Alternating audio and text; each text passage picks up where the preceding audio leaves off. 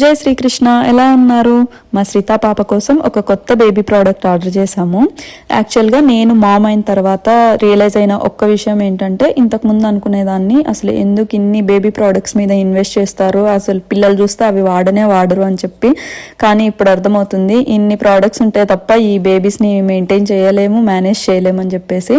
అందుకోసం అని చెప్పేసి ఈ ప్లే పెన్ ఆర్డర్ చేసాము మేము. ఇప్పుడు ఇన్లాస్ పేరెంట్స్ ఎవరు లేరు కాబట్టి శ్రీతాన్ని చూసుకోవడం చాలా కష్టం అయిపోయింది.